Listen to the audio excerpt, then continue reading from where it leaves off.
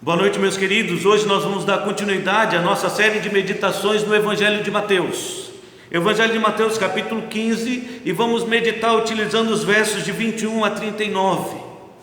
E durante a nossa meditação eu gostaria que você pensasse na seguinte pergunta: que diferença Cristo tem feito na sua vida? Enquanto refletimos esse texto, eu vou repetir, eu quero que você pense nesta pergunta: que diferença Cristo tem feito na sua vida?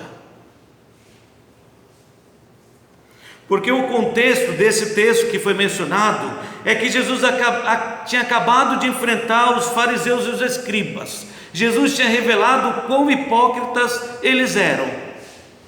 Queriam passar-se por espiritual, mas na verdade estavam andando longe dos caminhos de Deus. Honravam a Deus com os seus lábios, mas o coração estava longe de Deus. Então, depois de ter confrontado ali os fariseus e os escribas, Jesus usa aquela situação para fazer uma declaração muito importante, uma declaração reveladora, que revelava para os seus discípulos a origem de todo o mal. Versículo 19 do capítulo 15 aqui do Evangelho de Mateus, onde ele diz: porque é do coração que procedem os maus desígnios, os homicídios, os adultérios, a prostituição, os furtos, os falsos testemunhos e as blasfêmias. A origem de todo mal se encontra no coração do homem. O coração do homem é corrupto, é enganoso, terrível, e se inclina para as coisas da carne, para aquilo que não agrada a Deus. Então o texto que nós acabamos de ler, do versículo 21 ao 39, ele segue apenas confirmando este fato, que a maldade está presente no coração do homem, e essa maldade pode ser vista facilmente nesse texto, onde nós podemos ver a maldade da indiferença. A indiferença presente no coração dos discípulos, pessoas que estavam andando ao lado de Jesus Cristo, uma multidão acompanhando o Senhor, mas no meio dessa multidão estava presente a indiferença. A indiferença é aquela atitude que nos impede de nos importar com os infortúnios dos outros, com as situações difíceis que os outros estão enfrentando. Do versículo 21 ao 28, como nós vimos semana passada, nós vemos o caso de uma mulher que veio da região de Tiro e Sidom, da Fenícia, que estava clamando pela ajuda do Senhor Jesus Cristo. Senhor, filho de Davi, versículo 22, tem compaixão de mim, minha filha está horrivelmente endemoniada.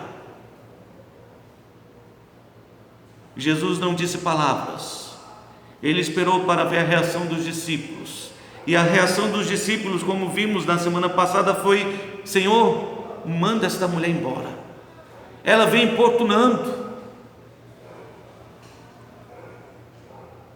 A situação daquela mulher era de sofrimento, de muitos anos sofrendo com uma filha endemoniada, mas aquilo não tocou o coração dos seus discípulos. Apesar de estarem caminhando com o Mestre, de estarem na presença do Senhor, eles não aprenderam com Jesus Cristo a ter compaixão, e estavam mostrando, pelo contrário, a indiferença presente no seu coração, porque entendemos pela palavra que o nosso Deus não faz acepção de pessoas, não faz distinção. Na verdade, o propósito de Jesus Cristo para a vida dos seus discípulos é que eles pudessem espalhar o amor de Deus em todos os lugares e para todas as pessoas, mas os discípulos não entenderam a sua missão, não compreenderam este fato, não entenderam que o amor de Deus foi manifesto para com todos, e a vontade de Deus é que todos os homens pudessem ser salvos.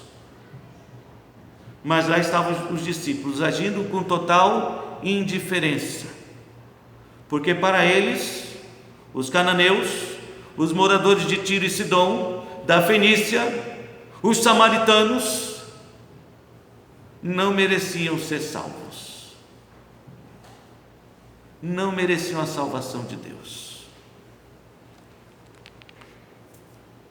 Então lá estavam os discípulos sem entender o propósito pelo qual foram chamados, revelando naquele instante a indiferença presente no seu coração, confirmando as palavras de Cristo, que a maldade de fato procede do coração do homem, não é fruto do meio, não vem de uma atitude externa, não é porque aquela mulher vinha clamando por socorro, não, já estava lá no coração dos seus discípulos. Eles estavam próximos de Jesus Cristo, mas a sua vida não foi tocada ao ponto de eles poderem sentir por aquela mulher aquilo que Jesus sente por cada um de nós: amor, compaixão. Eles estavam preocupados com a sua jornada, em chegar no seu destino. E aquela mulher, para eles, não era uma preocupação que deveria ser considerada. Mas aí prosseguimos no texto e notamos que, confirmando as palavras de Cristo sobre a maldade do coração do homem, não vemos apenas a indiferença, vemos também o egoísmo. Porque Jesus partiu daquele lugar, versículo 29 até o 31, e ele foi para junto do mar da Galileia, subindo ao monte, ele assentou-se. E é natural Jesus Cristo subir ao monte e assentar-se, porque era dessa maneira que ele ensinava as multidões a respeito do reino dos céus. Ele subiu ao monte para ficar numa posição elevada e assim a sua palavra alcançar todos que estavam ali, não apenas os que estavam próximos, mas aqueles também que estavam distantes. Então Jesus foi, subiu, assentou-se, então vieram a ele muitas multidões, trazendo consigo coxos, aleijados, cegos, mudos e outros muitos, e o largaram junto aos pés de Jesus, e ele os curou. De modo que o povo se maravilhou ao ver que os mudos falavam, os aleijados se recobravam a saúde, os coxos andavam e os cegos viam, e glorificavam a Deus, o Deus de Israel. Mas o interessante nesse texto é notar o egoísmo presente na atitude destes homens. Jesus curou, sim, Jesus curou, mas Jesus estava sentado para ensiná-los, e cada um deles se aproximou com seus muitos problemas, trouxeram para Jesus Cristo todos aqueles que eles achavam que precisavam ser curados, mas quem prestou atenção naquilo que Jesus estava ensinando? Quem ouviu as suas palavras?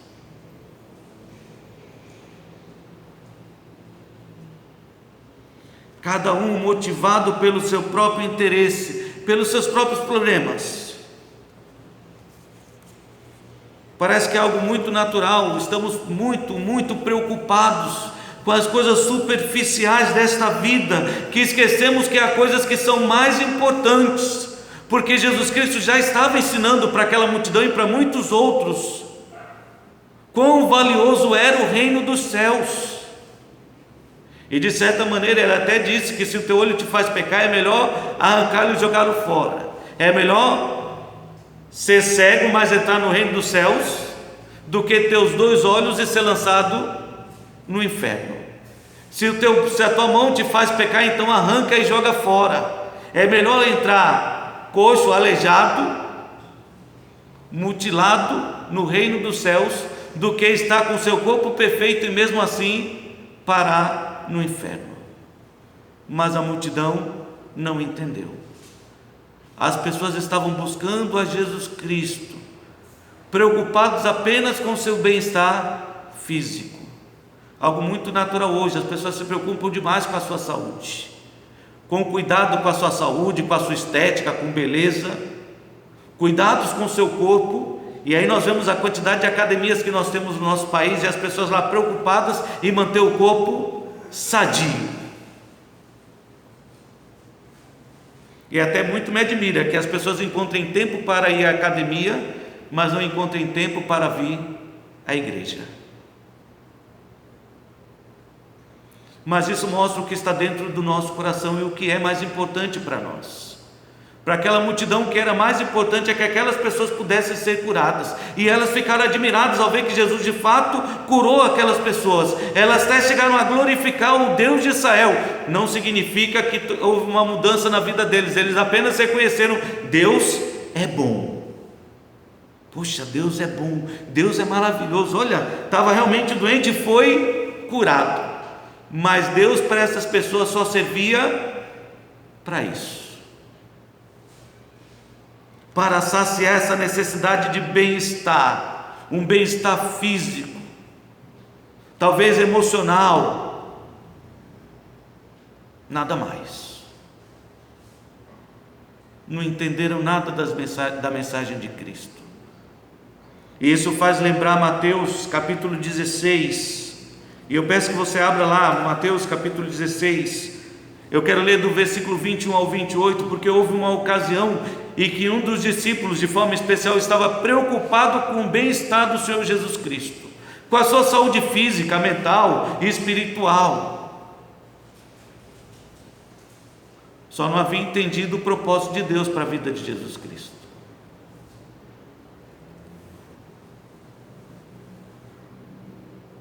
Mateus 16, 21 a 28 diz assim: desde esse tempo, depois de todos esses conflitos que Jesus havia enfrentado, depois de tudo que ele fez de milagre àquelas grandes multidões, desde esse tempo começou Jesus Cristo a mostrar para os seus discípulos que lhe era necessário seguir para Jerusalém e sofrer muitas coisas dos anciãos, dos principais sacerdotes e dos escribas, ser morto e ressuscitado ao terceiro dia.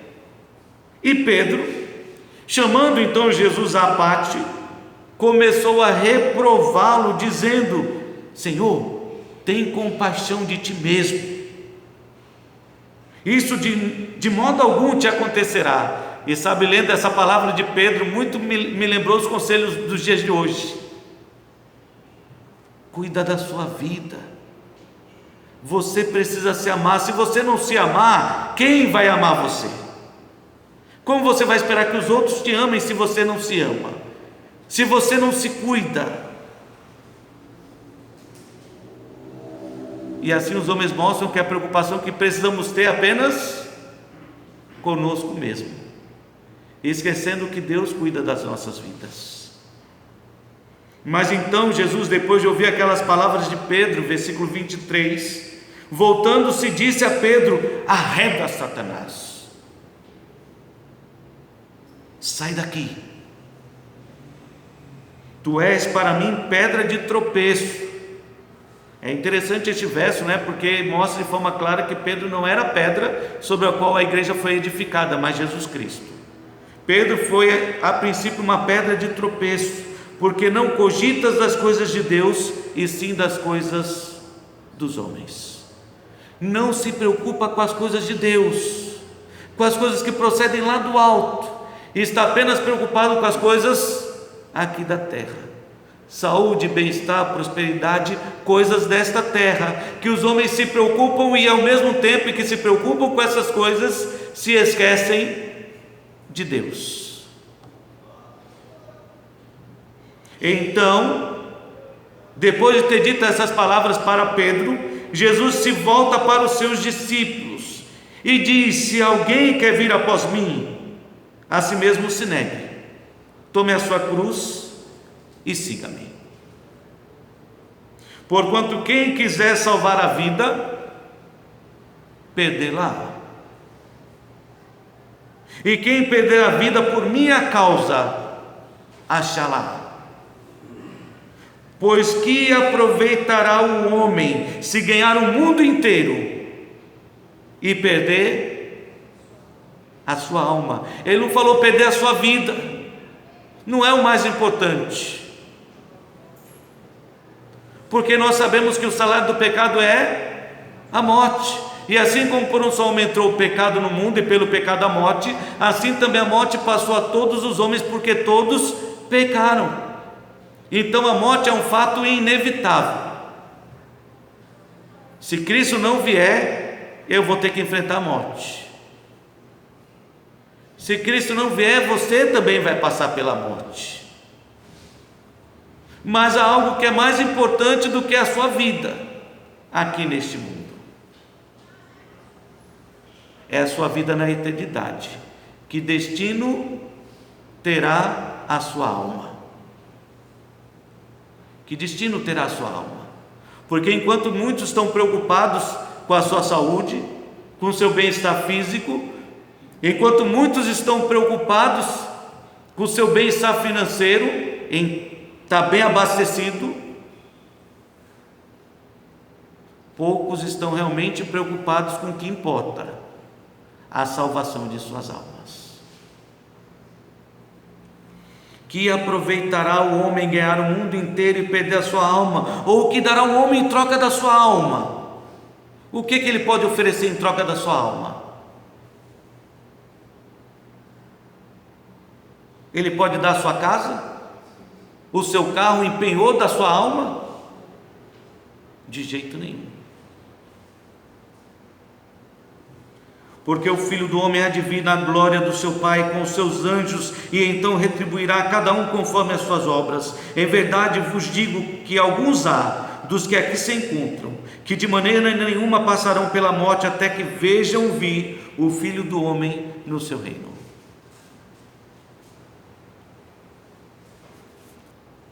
Então ali estava uma multidão de pessoas procurando a Jesus Cristo, buscando a Jesus Cristo, mas motivada apenas por uma preocupação superficial com as coisas desta terra, com ter saúde, bem-estar, com poder ver, ouvir, andar, falar, mas esquecendo que havia algo mais importante do que tudo isso. Era a certeza de onde estariam após a morte, no céu ou no inferno. Mas o texto prossegue nos revelando o coração do homem: indiferente, egoísta, incrédulo, uma dureza de coração tamanha, que estava impedindo essas pessoas de confiarem plenamente na pessoa de Jesus Cristo. Elas viram os milagres, ficaram maravilhadas, mas isso não foi suficiente para transformar suas vidas. Fica nítido no texto, até na atitude dos próprios discípulos. Chamando Jesus os seus discípulos, disse: eu tenho compaixão dessa gente, versículo 32, Mateus 15, 32. Porque há 3 dias que permanece comigo e não tenho o que comer, e eu não quero despedi-lo em jejum. Mas os discípulos lhe disseram: onde haverá neste deserto tantos pães para fartar tão grande multidão? Fazia tão pouco tempo que Jesus havia multiplicado os pães, e até parece que os discípulos haviam esquecido. Jesus multiplicou pães. Eles poderiam dizer: Senhor, nós não temos, mas sabemos que o Senhor pode fazer um grande milagre. Mas mostra que o coração deles continuava na fé ainda muito pequeno, e estavam na presença do mestre questionando: de onde vamos arrumar pão para toda essa gente? E Jesus diz: quantos pães tem aí? E agora 7 pães e alguns peixinhos. A quantidade aumentou. Eram 5 pães e 2 peixinhos, agora são 7 pães e alguns peixinhos. Talvez agora a situação está um pouquinho melhor. Mas eles ainda não entenderam. Jesus multiplicou os pães, alimentou aquela multidão, colheu 7 cestos cheios, uma multidão de 4.000 homens, fora mulheres e crianças, e parece que nada aconteceu. Nenhuma diferença no coração daqueles homens. Na atitude dos discípulos, você nota aí no capítulo 16, versículos de 5 a 12, onde diz assim: Ora, tendo os discípulos passado para o outro lado, esqueceram-se de levar o pão.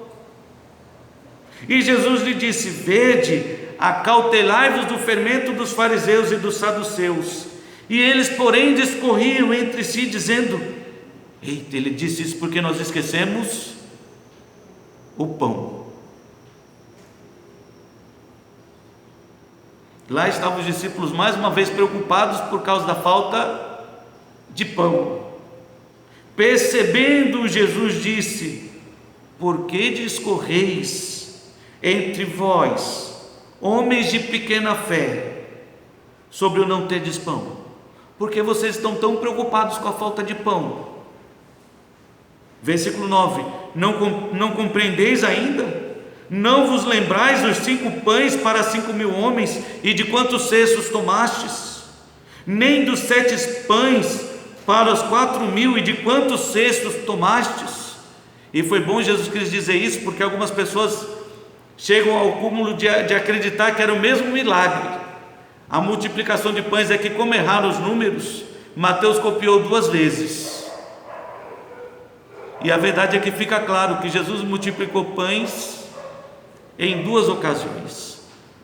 Uma para alimentar 5.000 pessoas, fora mulheres e crianças, e outra para alimentar 4.000 homens, fora mulheres e crianças.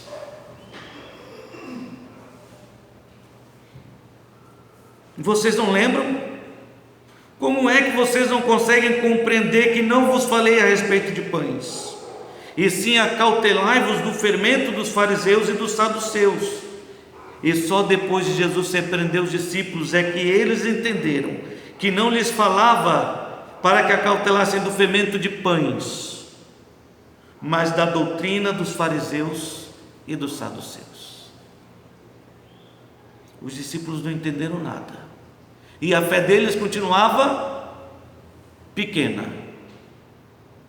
Uma incredulidade tal que impedia eles de enxergar o poder de Jesus Cristo, aquele que estava do seu lado para saciar a necessidade daquele povo, para transformar vidas. Incredulidade que estava presente também no coração daquela multidão.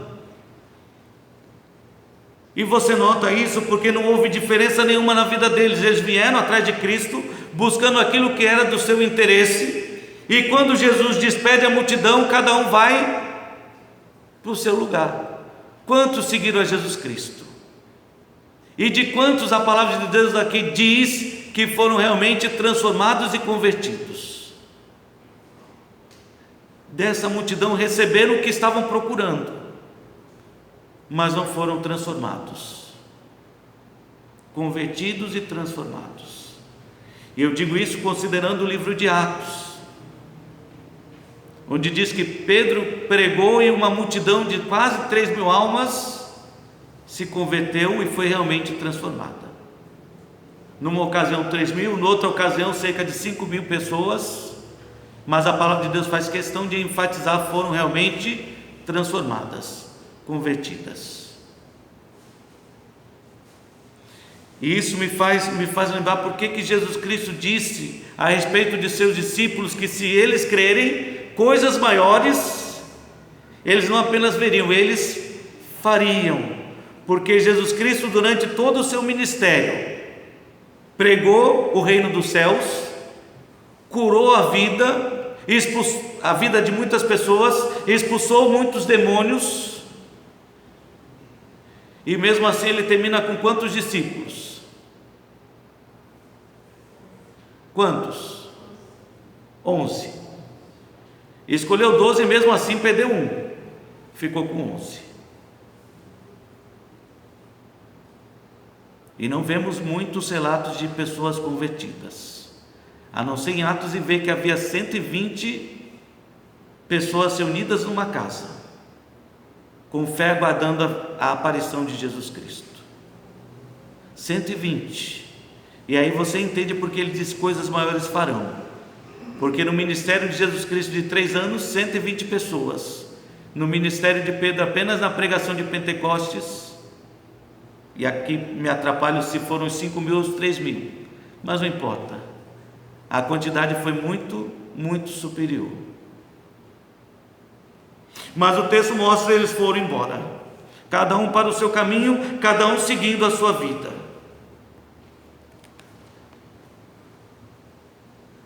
Cada um seguindo pelo seu caminho. Precisamos tomar muito cuidado com esse tipo de atitude, essa incredulidade tal que chega ao ponto de nos afastar de Deus. Cremos que Deus pode dar um jeito na nossa casa, na nossa família. Cremos que Deus pode resolver o problema da nossa saúde, nos curar. Mas parece que não somos capazes de crer que Ele pode transformar definitivamente a nossa vida. Hebreus capítulo 3, do versículo 12 ao 19, o autor de Hebreus nos chama a atenção para esse fato: o cuidado que precisamos ter com tamanha incredulidade que nos afaste de Deus, que não permita que possamos experimentar em nossas vidas de fato a transformação prometida por Cristo.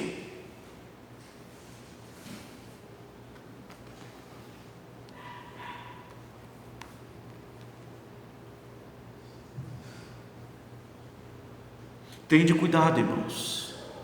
Hebreus 13, versículo 12 começa assim: tende cuidado, irmãos, jamais aconteça haver em qualquer de vós perverso coração de incredulidade que vos afaste do Deus vivo. É maravilhoso esse texto, porque diz perverso coração de incredulidade. De onde vem a incredulidade? Do coração. De onde vem a maldade? Do coração.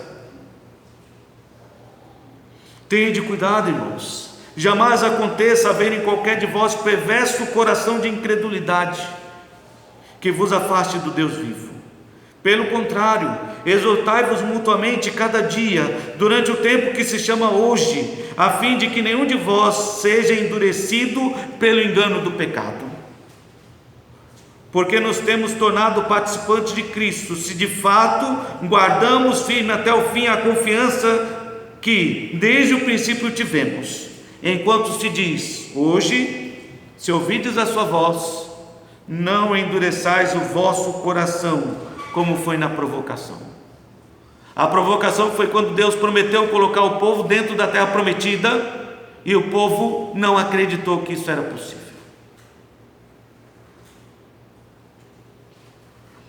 Ora, quais os que tendo ouvido se rebelaram?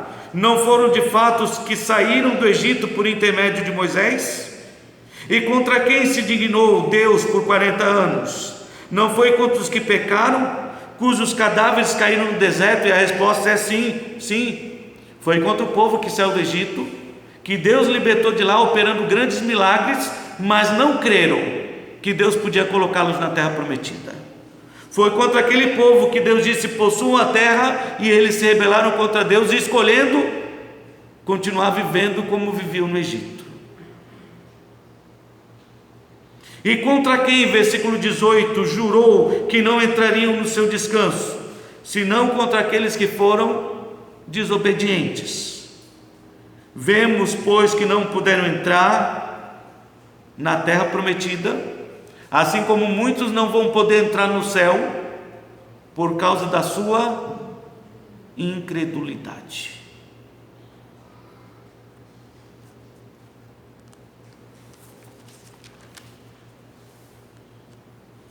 Aí está de forma maravilhosa a palavra de Deus, confirmando, meus queridos, aquilo que Jesus estava dizendo: a maldade está presente no coração do homem. E é fácil perceber na atitude dos homens, ainda nos homens do tempo atual, essas três características terríveis que os afastam de Deus: a indiferença, a falta de amor para com seu próximo, o egoísmo, uma preocupação excessiva consigo mesmo, e uma incredulidade, a incapacidade de acreditar que Deus pode transformar suas vidas, ou que Deus é suficiente para suprir todas as suas necessidades. Então, o que nós podemos aprender com tudo isso? podemos aprender que Jesus Cristo está certo. Não só nesse aspecto de que a maldade está presente no coração do homem, mas também no fato de que nem todo aquele que diz Senhor, Senhor, entrará no reino dos céus. Porque o texto mostra pessoas que estavam andando próximos de Jesus Cristo, caminhando na presença de Cristo, mas as suas vidas não haviam ainda sido transformadas. Por isso eu fiz aquela pergunta no início dessa mensagem: que diferença Jesus Cristo tem feito na sua vida? Porque olhando para o texto, nós percebemos que é possível andar próximo de Jesus Cristo. Próximo de Jesus Cristo, como aquela multidão, como seus discípulos.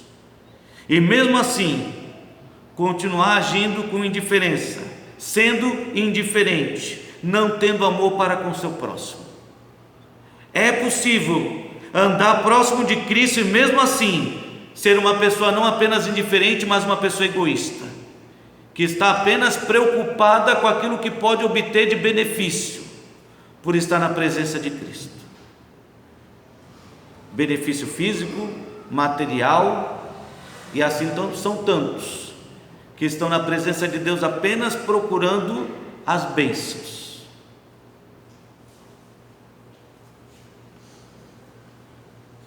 E entendemos pela palavra de Deus que é possível sim andar próximo de Cristo e mesmo assim permanecer sendo uma pessoa indiferente, egoísta e incrédula. Não ser salvo por falta de fé. Não seguir a Cristo por falta de fé. Então, diante disso que estamos ouvindo e aprendendo nesta noite, cabe a você fazer o que a palavra de Deus nos ensina em 2 Coríntios 13, versículo 5. 2 Coríntios 13, 5.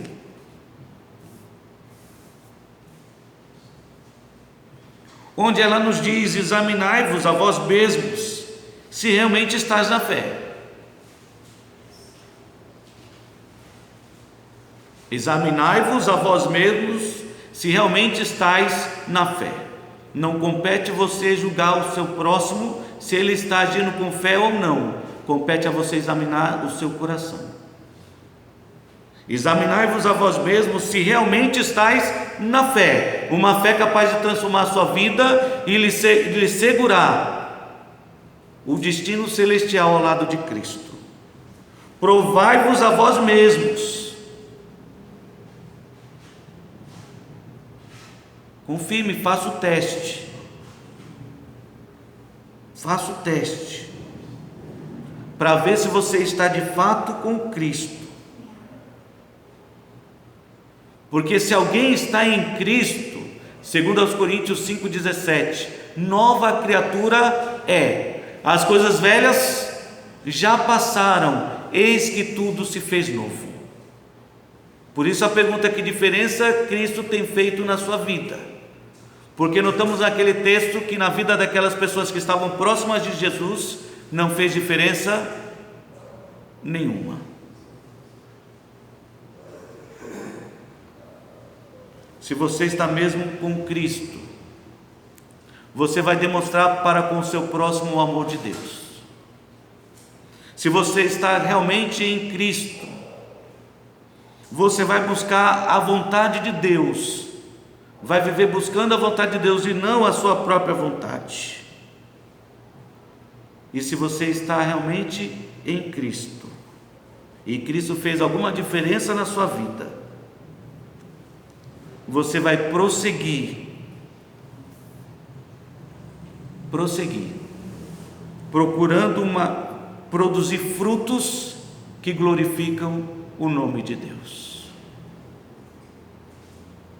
Porque se alguém está em mim, esse produzirá muito fruto, disse o Senhor Jesus Cristo. Nem todo que me diz Senhor, Senhor, entrará no reino dos céus, mas aquele que faz a vontade de meu Pai. Este entrará no reino dos céus, porque pelos seus frutos os conhecereis. Então, se Cristo fez realmente diferença na sua vida, você vai demonstrar o amor de Deus para com o seu próximo. Você vai viver buscando as coisas lá do alto e vai produzir na sua vida um fruto ou frutos que glorificam o nome do nosso Deus. Então cabe a você examinar a si mesmo, se realmente permanece na fé. Que Deus nos abençoe.